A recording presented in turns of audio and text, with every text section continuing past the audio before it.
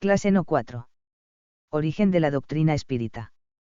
Y yo rogaré al Padre y Él os enviará otro Consolador, para que esté con vosotros para siempre, el Espíritu de verdad, que el mundo no puede recibir, porque no le ve ni lo conoce, mas vosotros lo conocéis, porque habita con vosotros y estará en vosotros.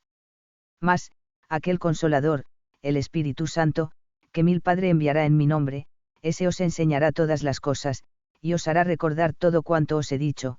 Juan, cap. 14:14 a 15 a 26. 4.1 El génesis de la doctrina espírita. La doctrina espírita, o espiritismo, apareció en el escenario terrestre en el siglo XIX, por los años de 1850. Sus raíces se encuentran en los principios del cristianismo, doctrina dejada por Jesús y sus seguidores, hace casi 2000 años. La doctrina espírita es el cumplimiento de la promesa del Señor, en la cual afirmó que enviaría al mundo, a su debido tiempo, un Consolador, el Espíritu de verdad, que recordaría sus enseñanzas y haría nuevas revelaciones sobre los misterios de la vida. En uno de sus muchos discursos, Jesús nos dijo que no todas las cosas podría decirlas, pues aún los hombres no contaban con el entendimiento para comprenderlas. Después de un tiempo, envió el espiritismo, que retiró los velos de los misterios de sus enseñanzas y amplió sobremanera el campo del conocimiento humano, despertando al ser para un nuevo mundo. En los siglos XVI y XVII, después de que la Reforma protestante había liberado a la humanidad de los dominios de la Iglesia, se formó un clima muy propicio para la fermentación de ideas renovadoras. Fue en este periodo que se iniciaron las primeras manifestaciones de los espíritus, llamando la atención del hombre de entonces y preparando el terreno para el advenimiento del Consolador. En el siglo XIX, nacía el espiritismo, considerada la tercera revelación. Con él vinieron las nuevas lecciones explicando acerca del sentido de la vida, del dolor, de la justicia y sobre todo del destino de los hombres después de la muerte. Allan Kardec afirmó que, partiendo el espiritismo de las propias palabras de Cristo, así como Cristo partió de Moisés, es una secuencia directa de su doctrina. Revista Espírita, septiembre, 1867. 4.2 Aspectos históricos. Emmanuel Swedenborg. Aunque oficialmente los espíritas tomen el año de 1848 con los fenómenos de Hydesville, como marco de referencia del aparecimiento del espiritismo en el mundo, es preciso decir que, antes de esa fecha existieron algunas personas que, por su capacidad de producir fenómenos ligados a las cosas espirituales, deben ser mencionados como importantes para el surgir de la doctrina espírita entre los hombres. La historia del extraordinario vidente sueco Emmanuel Swedenborg merece la atención y el estudio de nuestra parte. Swedenborg, educado entre la nobleza sueca, era católico y profundo estudioso de la Biblia. Era gran autoridad en física y astronomía, autor de importantes trabajos sobre las mareas y determinación de las latitudes. Zoólogo, anatomista, economista y político, además de ingeniero de minas con gran conocimiento sobre metalurgia. Las primeras manifestaciones de su potencial mediúmnico se dieron en abril de 1744, en Londres, donde desarrolló su trabajo durante 27 años, estando en permanente contacto con el otro mundo. Dejó en sus obras, extraordinarios relatos de sus experiencias con el mundo espiritual. Cuenta él sobre su primera visión: en la misma noche, el mundo de los espíritus, del cielo y del infierno se abrió convincentemente para mí y allí encontré muchas personas que me eran conocidas y de todas las condiciones. Desde entonces, diariamente el Señor abrió los ojos de mi espíritu para ver, perfectamente despierto, lo que se sucedía en el otro mundo y para conversar, conscientemente, con ángeles y espíritus. Afirmaba Swedenborg que una densa nube se había formado alrededor de la Tierra debido al psiquismo grosero de la humanidad, en una clara anticipación a las enseñanzas sobre la atmósfera fluídica que la doctrina espírita nos dio a conocer. Decía también, que de tiempo en tiempo, habría una limpieza, así como la tempestad aclara la atmósfera material. Dejó importantes enseñanzas en las siguientes obras: El cielo y el infierno, La Nueva Jerusalén y Arcana Celestial. Andrew Jackson Davis. Nació en 1826, en Nueva York, era un joven sin cultura nacido en un medio pobre. Su madre tenía tendencias visionarias aliadas a la superstición y su padre trabajaba con pieles de animales. En los últimos años de su infancia, comenzaron a manifestarse los poderes psíquicos de Davis. Con el auxilio de un magnetizador, Davis hacía verdaderos viajes por el mundo de los espíritus, extrayendo sorprendentes informaciones. Tenía extraordinaria clarividencia que, al principio fue usada como diversión y más tarde su magnetizador la utilizó para el diagnóstico de enfermedades. A los 19 años de edad Davis manifestó el deseo de escribir un libro y lo haría a través de los trances mediúmnicos, a los que llegaba por la acción del magnetizador. Un secretario escribía fielmente las palabras que pronunciaba el medium, expresándose como si fuera el más ilustrado en conocimiento y sabiduría, lo que era sorprendente, pues se trataba de un joven ignorante y sin cultura. Ese fue el comienzo del trabajo mediúmnico de este joven, con la producción de otros libros, los que fueron reunidos con el nombre de Filosofía Armónica. En esa fase, decía estar bajo la influencia de una entidad que posteriormente se identificó como Swedenborg. El desenvolvimiento de su facultad continuó y a los 21 años ya no era necesaria la intervención de quien lo indujese al trance. Comenzó ahí la nueva fase, pasando a tener las más impresionantes experiencias de clarividencia. Describió con claridad el fenómeno de la muerte visto por él desde el lecho de una señora agonizante. Tuvo muchas visiones del mundo espiritual, e hizo muchas previsiones, como el aparecimiento del automóvil, de la máquina de escribir e incluso del propio espiritismo. Davis representó un importante papel en el comienzo de la revelación espírita, preparando el terreno antes que se iniciase el trabajo de los espíritus superiores. Cuando se presentó el acontecimiento de Hydesville, él ya lo conocía, a través de las revelaciones mediúmnicas. Murió en 1910, a los 84 años de edad. Fenómeno de Hydesville. En el año de 1848, en América del Norte, surgen algunos acontecimientos inusitados que asombraron al mundo. En la casa de una familia americana llamada Fox, que moraba en la villa de nombre Hydesville, en el estado de Nueva York, comenzaron a manifestarse fuerzas sobrenaturales que parecían venir de lo invisible. Sucedían extraños ruidos en las paredes, con indicios de que provenían de una inteligencia oculta deseando comunicarse. Todo indicaba que las hermanas Kate y Margaret Fox, dos niñas de 11 y 14 años, eran el centro del fenómeno paranormal, que acabó transformando la casa en un centro de atracción para curiosos. Las personas se divertían viendo a las jóvenes ordenar a una supuesta inteligencia invisible que produjese ruidos y golpes en la pared de madera. A través de los ruidos en la madera, se estableció un código por el cual algunas personas se comunicaban regularmente con el más allá. Un golpe significaba sí, dos golpes significaban no, mientras que otras señales simbolizaban letras o palabras. La inteligencia invisible, que producía los fenómenos de Hydesville, decía ser un espíritu que había animado un personaje que viviera en la Tierra en otros tiempos. El espíritu fue apodado por las niñas como el Señor Obstinado. Sus comunicaciones revelaron que él animó el cuerpo de un hombre que fue muerto con cuchillo en aquella casa, tiempo atrás. Sus restos mortales fueron enterrados entre unas paredes de la residencia. Algunas personas escarbaron el local y encontraron cabellos y huesos humanos. Investigaciones hechas más tarde, revelaron que el señor Obstinado era un hombre llamado Charles B. Rosma o Joseph Ryan, y que fuera asesinado en esa casa 5 años atrás. El fenómeno atrajo la atención del mundo y por mucho tiempo las hermanas Fox hicieron demostraciones de su capacidad de comunicarse con los muertos, presentándose en salones, sometiéndose a la ambición de empresarios y siendo objeto de muchas polémicas. Por desconocer completamente los mecanismos del maravilloso don de la mediumnidad, se dejaron envolver por influencias perniciosas que las llevaron a tener un final triste y oscuro. De Daniel Douglas Home. Casi coincidencialmente a las hermanas Fox, otro fenómeno mediúmnico despertó la atención de las masas.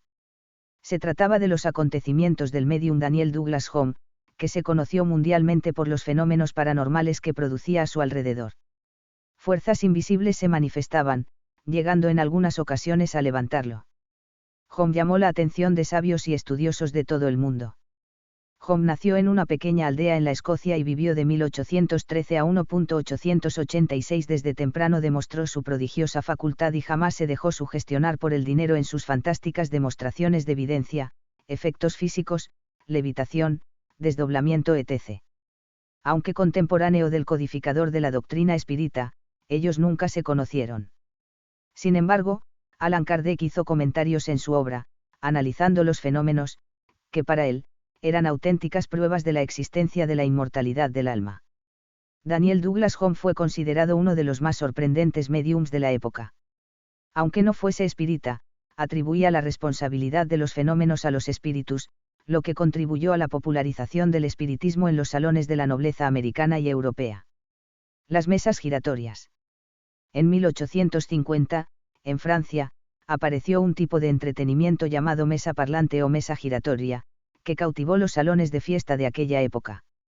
La mesa giratoria era pequeña y redonda, de 3 patas, alrededor de la cual se reunían las personas para provocar manifestaciones de fuerzas sobrenaturales. Las manos de los presentes eran colocadas sobre la superficie de la mesa que, a través de un fenómeno de efectos físicos, daba saltos sobre sus patas, girando y produciendo golpes. Por medio de un código alfabético semejante al usado por las hermanas Fox, en la ciudad de Hydesville, era posible conversar con lo invisible. La sociedad francesa se divertía preguntando frivolidades a la mesa. Hubo una especie de fiebre en torno a ese juego. Una señora, llamada Emilia de Girardin, desarrolló una sofisticada mesa que giraba libre y fácilmente sobre un eje a manera de ruleta. En la superficie y en circunferencia eran colocadas las letras del alfabeto, los números y las palabras sí y no. En el centro, un puntero metálico o aguja fija. El medium colocaba los dedos en el borde de la mesa que giraba y paraba sobre la aguja, en la letra indicada por las fuerzas invisibles que hacían sus dictados. Con esto, fue posible conseguir, regularmente, mensajes provenientes del más allá. Las mesas giratorias eran la gran sensación en los salones de Europa y América. Por su intermedio las personas entraron en contacto con el mundo invisible, realizando sesiones de comunicación espiritual, donde prevalecía la frivolidad y el entretenimiento. TIPTOLOGIA. Los fenómenos de ruidos provocados por espíritus en paredes, mesas u otros objetos, y que sirvieron de medios de comunicación con lo invisible, fueron más tarde clasificados por el nombre de tiptología. Fue de esta manera que se iniciaron las primeras comunicaciones, después fueron perfeccionadas, pasando por varias etapas.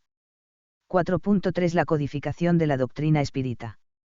Las fuerzas invisibles que se manifestaban en las sesiones de las mesas parlantes decían que eran las almas de los hombres que ya habían vivido en la tierra. El codificador se intrigaba más y más. En uno de esos trabajos, un mensaje fue dirigido específicamente para él. Un espíritu llamado Verdad, le dice que tiene una importante misión para cumplir, daría vida a la nueva doctrina filosófica, científica y religiosa. 4.3.1 El comienzo.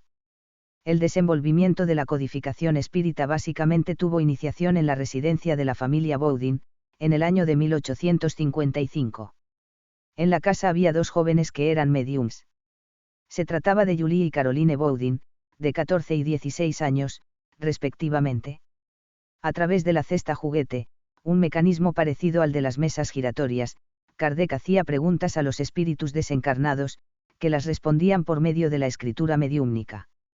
A medida que las preguntas formuladas por el profesor eran respondidas, él percibía que allí se diseñaba el cuerpo de una doctrina y se preparó para publicar lo que más tarde se transformó en la primera obra de la codificación de la doctrina espírita. Todo el trabajo de la revelación era revisado varias veces, con el propósito de evitar errores o interpretaciones dudosas. En la fase de revisión, el profesor contó con la valiosa ayuda de otra medium, que era sonámbula, la señorita Japet. Después de ella, el codificador, formuló las mismas preguntas a otros mediums. Así, el trabajo contó con la ayuda de por lo menos 10 mediums, en la primera fase. La forma inicial de comunicación de los espíritus fue a través de la cesta juguete que tenía un lápiz en su centro. Las manos de las mediums eran colocadas en el borde de la mesa, de manera que los movimientos involuntarios, provocados por los espíritus, produjesen la escritura. Con el tiempo, la cesta fue sustituida por las manos de los mediums, dando origen a la conocida psicografía. De las consultas hechas a los espíritus, nació el Libro de los Espíritus, lanzado el 18 de abril de 1857, abriendo para el mundo todo un horizonte de posibilidades en el campo del conocimiento. A partir de ahí, Allan Kardec se dedicó intensamente al trabajo de expansión y divulgación de la Buena Nueva. Viajó 693 leguas, una legua igual a 5.572 metros, visitó 20 ciudades y asistió a más de 50 reuniones doctrinarias de espiritismo. En enero de 1858, el codificador abrazó una nueva actividad. Inauguró la revista Espírita, una publicación mensual cuyo objetivo era el de informar a los adeptos del espiritismo sobre el crecimiento del movimiento y debatir asuntos relacionados con la práctica doctrinaria. La revista fue editada durante 12 años. En abril de 1858, fundó la Sociedad Parisiense de Estudios Espíritas, entidad que se destinaba a estudiar, comprender y explicar la fenomenología espírita. Fue la primera sociedad espírita en constituirse regular y legalmente, habiendo ejercido gran influencia moral entre los otros grupos, por haber sido la sociedad inicial y principal. Desde las primeras manifestaciones de los espíritus superiores, con relación a la codificación de la doctrina, ellos dejaron claro que el espiritismo tenía 3 líneas de acción: ciencia, filosofía y religión. 4.3.2 Principios fundamentales de la doctrina espírita. Son considerados principios básicos de la doctrina espírita. 1. La existencia de Dios como principio creador. 2. La existencia del espíritu y supervivencia después de la muerte. 3. La reencarnación. 4. La comunicación entre el mundo espiritual y el material. 5. La pluralidad de mundos habitados. El espiritismo en sus prácticas se caracteriza por la realización del culto interior. En él, el hombre busca conocerse y trabajar para su adelanto moral e intelectual. No hay ninguna forma exterior en sus costumbres. Para los espíritus superiores todo depende del pensamiento, para lo cual la esencia es todo, la forma nada significa. Por el espiritismo, el hombre sabe de dónde viene y hacia dónde va, porque sufre temporalmente y ve por todas partes la justicia de Dios. Sabe que el alma progresa sin cesar, a través de una serie de existencias sucesivas, hasta alcanzar el grado de perfección que la aproximará de Dios. Allan Kardec, El Génesis, Cap. Item 30. Es del Espíritu Emmanuel, psicografía de Francisco Candido Xavier, la afirmación que esclarece perfectamente el significado triple del Consolador. En espiritismo la ciencia indaga, la filosofía concluye y el Evangelio ilumina. 4.3.3 Espiritismo y espiritualismo. La práctica moral por encima de las convenciones. Toda doctrina o religión que se apoya en la inmortalidad del alma es espiritualista. Algunos diccionarios definen al espiritualismo como siendo la doctrina que admite, sea a través de fenómenos naturales, sea a través de valores morales, la independencia y el primado del espíritu con relación a la materia, doctrina filosófica que admite la existencia de una realidad distinta a la materia y, generalmente, superior a esta, corriente filosófica que, frente al materialismo, defiende la esencia espiritual y la inmortalidad del alma. Son espiritualistas los seguidores del brahmanismo, del budismo, del confucianismo, del judaísmo, del islamismo y también del cristianismo. Estas religiones se diferencian entre sí en las particularidades de las revelaciones que las originaron y en sus puntos de fe. Sin embargo, la certeza de la inmortalidad es preponderante en todas ellas. Cuando el profesor Rivail estaba organizando el extenso material sobre el espiritismo, percibió que provocaría una confusión de conceptos si se utilizara de la nomenclatura en vigor para definir un nuevo orden de ideas. Siendo así, ha creado el término espiritismo para designar la nueva doctrina, espírita o espiritista para apuntar a aquellos que siguen o estudian el espiritismo, y muchas otras palabras específicas para identificar cada una de las ideas que deseaba presentar. Por lo tanto, cuando oímos a alguien decir que es espiritualista, debemos entender que, en verdad, él hace parte de un número de personas que admiten la supervivencia del alma después de la muerte, sin poder distinguir a cuál grupo religioso específico está él vinculado. El espírita o espiritista es el estudioso del espiritismo y por consiguiente, adepto de los principios básicos de esa doctrina, la creencia en Dios, en la inmortalidad del alma, en la reencarnación, en la comunicabilidad de los espíritus y en la pluralidad de los mundos habitados. La práctica del bien y del amor al prójimo, por encima de las convenciones humanas, es la prueba de madurez moral de aquel que actúa de esa manera. La consanguinidad y la nacionalidad, la hermandad y el partidismo, como expresiones de división, desaparecen para el individuo que toma conciencia de su identidad espiritual. El estudio y la práctica del espiritismo conducen a los resultados arriba expuestos. 4.3.4 Aspectos prácticos del espiritismo. Toda ciencia, filosofía o religión que abandona el campo teórico para ingresar a la práctica, históricamente, se expone a riesgos y al mal ejercicio de sus principios básicos. La práctica irregular de lo que se ha conocido en teoría, puede llevar a una mala interpretación de los objetivos y metas de la creencia. Con el espiritismo no es diferente. Gracias a un gran número de sectas espiritualistas que adoptan la mediumnidad como práctica usual, se estableció a lo largo del tiempo una asociación de estas creencias con la doctrina espírita. Los cultos afrobrasileños, la Umbanda, el Candomblé, y otros tantos, tienen sus propios principios claramente expuestos en una literatura específica y no pueden ser asociados al espiritismo. Sus costumbres y prácticas fueron heredados de pueblos del continente africano y adaptados a la realidad brasileña, no habiendo ninguna relación con la doctrina espírita, codificada por Allan Kardec.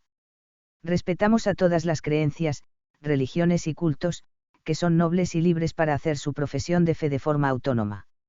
Sin embargo, la doctrina espírita también es independiente. Cuando leemos frente a un templo religioso la inscripción, Centro Espírita de Umbanda, o bien, Tienda Espírita de Candomblé, o cuando escuchamos a través de los medios de comunicación anuncios de espiritistas que sacan la suerte, juegan las cartas, curan enfermedades físicas, reanudan matrimonios, etc., sepamos entender que dichas instituciones o personas no representan al espiritismo. En resumen, toda práctica espírita es gratuita, como orienta el principio moral del Evangelio. Dad gratuitamente lo que gratuitamente recibiste. El espiritismo no tiene sacerdotes y no adopta ni usa en sus reuniones y prácticas, altares, imágenes, velas, procesiones, sacramentos, concesiones de indulgencia, vestiduras, bebidas alcohólicas o alucinógenas, incienso, tabaco, talismanes, amuletos, horóscopos, cartomancia, pirámides, cristales o cualesquiera otros objetos, rituales o formas de culto exterior. El espiritismo no impone sus principios. Invita a quienes están interesados en conocerlos a someter sus enseñanzas al crisol de la razón antes de aceptarlos. La mediumnidad, que hace posible la comunicación entre los espíritus y los hombres, es una facultad que muchas personas traen consigo al nacer, independientemente de la religión o de la orientación doctrinaria de vida que adopten. Práctica mediúmnica espírita solo es aquella que es ejercida con base en los principios de la doctrina espírita y dentro de la moral cristiana. El espiritismo respeta todas las religiones y doctrinas, valoriza todos los esfuerzos para la práctica del bien y trabaja en favor de la confraternización y la paz entre todos los hombres, independientemente de su raza, color, nacionalidad, creencia, y nivel cultural o social. Reconoce que el verdadero hombre de bien es el que cumple la ley de justicia, amor y caridad en su mayor pureza. Habitualmente, son organizados en los centros espíritas, estudios y talleres con el objetivo de desarrollar el conocimiento de las leyes que rigen el destino del hombre, con base en las obras de Allan Kardec. El estudio del espiritismo también puede darse en otras religiones, lo que no establece ningún compromiso con los postulados espíritas arriba mencionados. Solamente a través de la divulgación y del estudio es que lograremos eliminar la confusión que se estableció en torno de la doctrina espírita, demostrando su verdadera esencia. Esas doctrinas se han utilizado de la palabra espírita en sus instituciones, llevadas por la idea de que, teniendo en sus prácticas religiosas el ejercicio de la mediumnidad, creen estar integradas a las propuestas del espiritismo. Es cierto que la doctrina espírita no ha inventado la mediumnidad, ya que ella existe desde tiempos inmemoriales. Sin embargo, fue Allan Kardec, a través del libro de los médiums, quien la organizó, la ordenó, le dio dignidad, alejándola de lo místico y de lo fantástico, concediéndole ciudadanía, para que aquellos que la ejerciesen tuviesen una conducta seria, libre de disgustos y llena de alegrías. De ninguna manera estamos estableciendo comparaciones despreciativas ni reservando la práctica del espiritismo a las élites. Aquí mencionamos algunas informaciones sobre qué es el espiritismo, respetando las demás sectas y creencias, que tienen su valor y cumplen un servicio social, moral y espiritual. Respetamos sus conceptos y su derecho de manifestarse, así como también deseamos ser respetados y comprendidos como verdaderamente somos, cristianos, caminando con la humanidad hacia la gran luz.